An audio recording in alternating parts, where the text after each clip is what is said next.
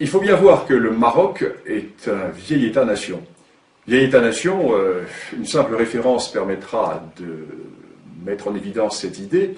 Quand Hugues Capet est élu roi de France en 987, la monarchie marocaine a déjà quasiment 2 siècles d'existence. Donc c'est un vieux royaume, un vieil empire, et ce vieux royaume, ce vieil empire, a été très largement amputé pendant la période coloniale. Le Maroc était en décadence au XIXe siècle, et il a été amputé à l'est et au sud. Amputé à l'est très largement par la France, lorsque la France a constitué l'Algérie. Et la France a poussé vers l'ouest les frontières de l'Algérie, et ce faisant, les frontières du Maroc ont reculé. Et le Maroc a été ensuite très largement amputé vers le sud. C'est ainsi que les Espagnols, en s'installant dans ce qui deviendra le Sahara occidental, ont complètement coupé le Maroc de ses vieilles racines, de ses grands axes nord-sud qui reliaient le cœur du Maroc à la vallée du fleuve Sénégal et jusqu'à la boucle du Niger. En d'autres termes, les racines africaines, d'où sont sorties de très nombreuses dynasties marocaines, ont été coupées à la suite de cette occupation espagnole. Et lorsque l'indépendance du Maroc a été reconnue par la France et par l'Espagne, en 1956, le Maroc s'est retrouvé dans ses frontières coloniales. Un contentieux a éclaté avec l'Algérie, car il faut bien voir que toute une partie de l'Est marocain est historiquement, de l'Est marocain était rattaché à l'Algérie, et jusqu'à la région de Colombéchar. Colombéchar est une localité qui était historiquement marocaine. De même Tindouf. Et restait au Maroc à récupérer toute la partie sud qui était territoire espagnol, Sahara occidental. Les Espagnols hésitaient à donner l'indépendance à la région, et les Espagnols ont traîné les pieds. Ce qui fait que le roi du Maroc, Hassan II, s'est tourné vers la Cour internationale de justice et a posé la question suivante, quels étaient les droits historiques du Maroc dans ce Sahara occidental?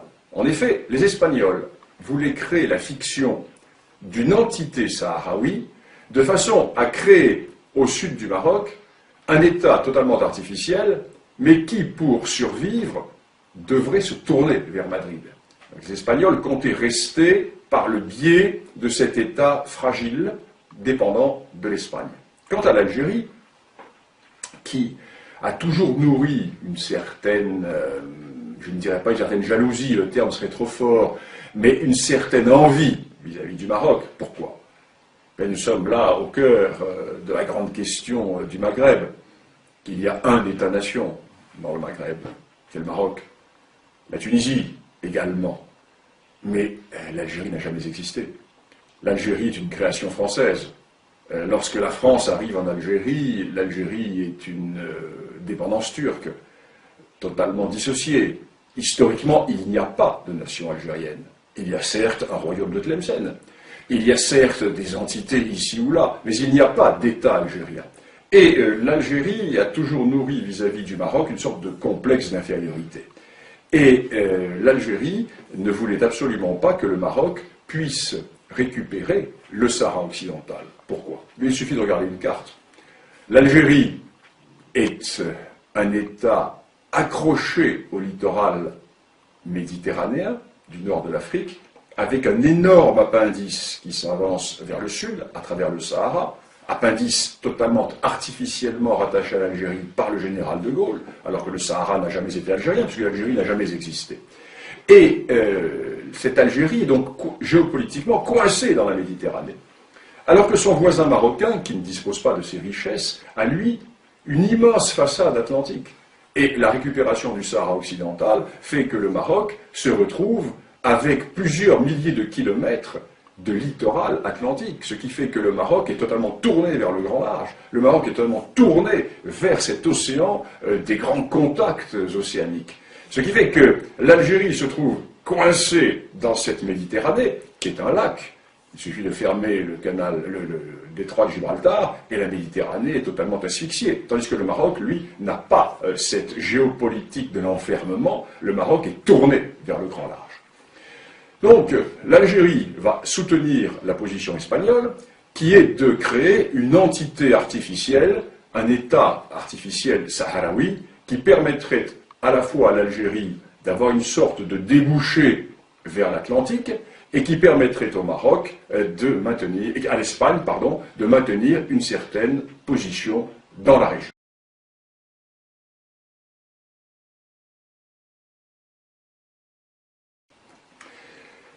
Historiquement parlant, la revendication marocaine est absolument incontestable. Elle est incontestable pourquoi? Parce que 5 des dynasties marocaines sont sorties du Sahara occidental ou du Grand Sud saharien. C'est un premier élément. La première de ces dynasties, c'est celle des Almohavides. Les Almohavides qui vont du fleuve Sénégal jusqu'au centre de l'Espagne constituaient ce que l'on a appelé l'empire des deux rives, qui était un empire marocain. Je ne vais pas rentrer dans le détail des dynasties marocaines, mais la plupart des dynasties viennent du Grand Sud. Deuxième élément, nous avons les réalités qui étaient les réalités économiques et politiques. Toute la vallée du fleuve Sénégal, la vallée du fleuve Niger, la boucle du Niger était tournée vers le Maroc. N'oublions pas qu'au XVIe siècle, Tombouctou était une ville marocaine. La prière à Tombouctou était dite au nom du sultan du Maroc. Le pachalik de Tombouctou était un pachalik marocain. N'oublions pas également que les grandes routes transsahariennes qui permettaient de mettre en relation le monde ouest-africain avec le monde méditerranéen étaient sous contrôle marocain et aboutissaient dans les grands marchés du sud du Maroc. Nous avons toutes ces réalités qui font que lorsque le roi Hassan II a déclaré qu'en récupérant le Sahara occidental, le Maroc renouait avec les racines d'un arbre dont les feuillages sont tournés vers la Méditerranée, le roi du Maroc avait une image qui était très belle et qui était tout à fait réaliste et qui montrait bien ce qu'était cette réalité. Alors le problème est que en Europe, nous avons toujours cette vision européocentriste, européocentrée, et nous avons également la déformation de l'histoire immédiate. Il est évident que dans les années 1890, lorsque se posa la question marocaine, le Maroc était en état de décadence, en état profond de décadence, et il n'était pas en mesure d'exercer sa souveraineté sur l'ensemble de ces territoires du Sud. Et nous avons cette vision qui est une vision du XIXe siècle. Or, la véritable réalité politico-historique et géopolitique de cette région est largement antérieure au XIXe siècle. Ce qui fait que si nous faisons un peu d'histoire, et c'est l'intérêt de cette discipline, si nous faisons un peu d'histoire, nous constatons que, par le passé, le Maroc, effectivement, avait des droits qui s'étendaient, j'allais dire, bien au-delà du Sahara occidental, qu'il a récupéré depuis 35 ans, car, sans déplaire à nos amis mauritaniens, nous devons également reconnaître que la Mauritanie n'a jamais existé, et que la Mauritanie actuelle a été, du moins dans sa partie nord, très largement une dépendance marocaine jusqu'au début du XIXe siècle, puisque les émirs des tribus du nord de la Mauritanie étaient investis par le sultan du Maroc. Alors nous sommes là dans une réalité tout à fait intéressante qui fait que le Maroc, puissance continentale, se retrouve être une puissance maritime. Et tout le cœur de la question repose à Alger.